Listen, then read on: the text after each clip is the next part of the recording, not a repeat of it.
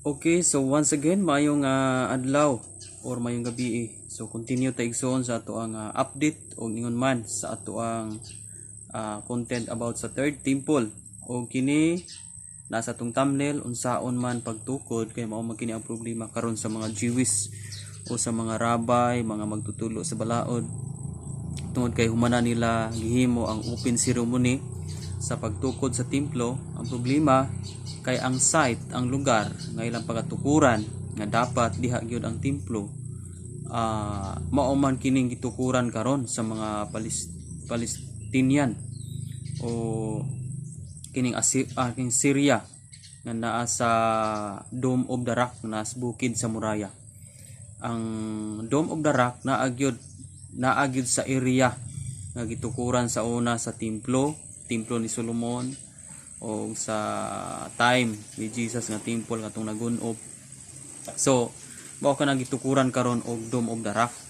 So karon dunay gisgutan nga third temple o pagatukuron nga third temple. So kaning gisgutan nga third temple duna ba gyud kini bersikulo nga basihanan nga matukod gyud kini gitawag og third temple. So actually aduna gyud igsuon atuan ni pagbasahon in Daniel chapter 9, no? Daniel chapter 9 usa ka panan-awon og kinis Daniel usa ka propeta. Dunay panan-awon nga gipakita ni propeta Daniel gikan sa Ginoo. Ug matud pa Daniel chapter 9 verse 24 to 27 taas ni pero ako lang basahon anya pwede pun nga kamura poy mag sunod kung duna mo'y Bible sa inyo mga panmalay. Now verse 24, 9:24 Daniel. Pito ka 70 ka tuig o 70 ka tuig ang gitagal alang sa imong katawhan ug sa imong balaang syudad aron pagtapos sa kalapasan ug paghunong sa sala ug paghugas sa kadautan aron pagpatunhay sa katarong nga walay paglubad. So dunay gisgutan diri suon nga pito ka 70 ka tuig, grabe no, 490 I think 490 aron pagtak-op sa panan-awon og sa panagna ug aron paghalad pag-usab sa balaan nga templo. Dunay gitawag diri paghalad pag-usab sa balaan nga templo. Now verse 25, busa hibaw-i nga sukad sa paghatag sa sugo nga tukuron pag-usab ang Jerusalem. Dunay gisgutan diri nga tukuron gyud ay pag-usab ang Jerusalem ngadto sa pag-abot sa dinihugan nga usa ka prinsipe. Dunay gisgutan diri nga usa ka dinihugan nga prinsipe.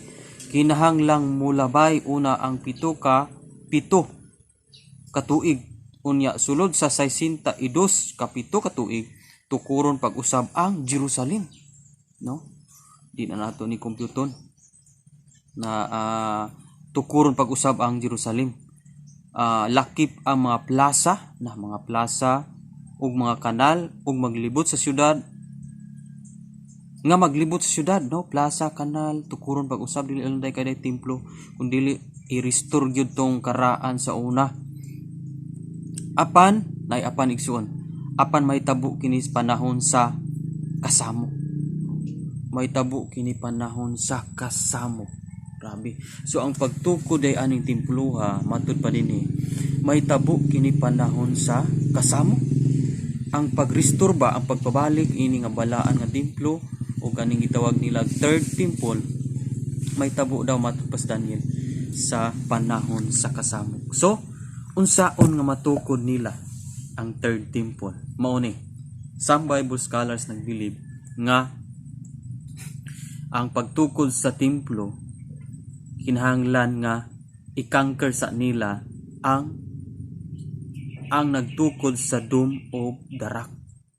Ang mga namunuan sa Dome of the Rock o mga Palestinian o Syria ila sa nang i-conquer sa nasod sa Israel o kung makanker na nila sa di pa nila hingpit nga makanker diha nila tukuron ang third temple.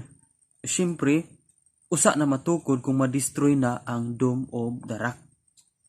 Kung hapit na gyud ma-conquer nila ang Syria o Palestinian,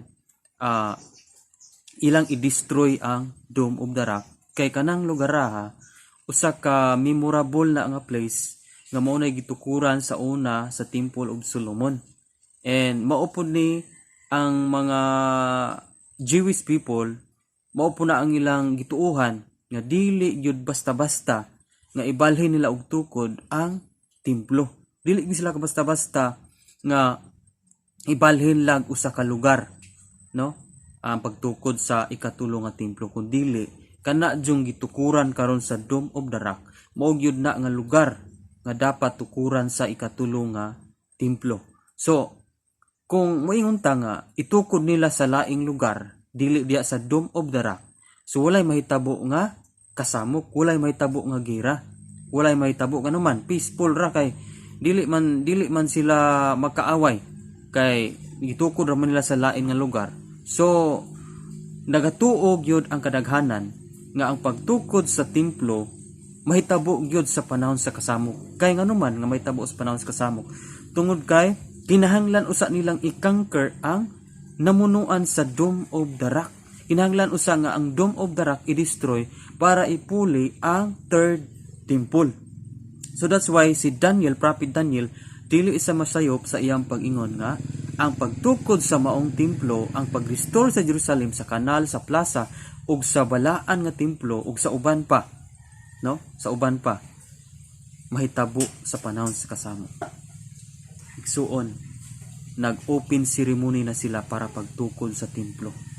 So, atong hisgutan sa next video kung unsay mga panghitabo sa dihang matukod na nila ang templo o kaning third temple. So, mura ni ato ang content karon, buot pasabot nga ang pagtukod di ay unsaon nga matukod sa third temple, kinahanglan muagi sa gyud kagubot, muagi sa gyud kasamok. Kung atong hinumduman nga kanang nasud sa Palestinian Syria o Israel, once nga magkabingkil na sila igsuon, halos tibuok kalibutan ma-alarma ang tibuok kalibutan, og nasayod ta nga mga nasud maglabananay ang kada nasud. So dako kayong kagulyang, dako kayong kagubot kung matukod na gani ang sugdan na gani pagtukod ang third temple, dunagyoy dako kayong tribulation sa tibuok kalibutan.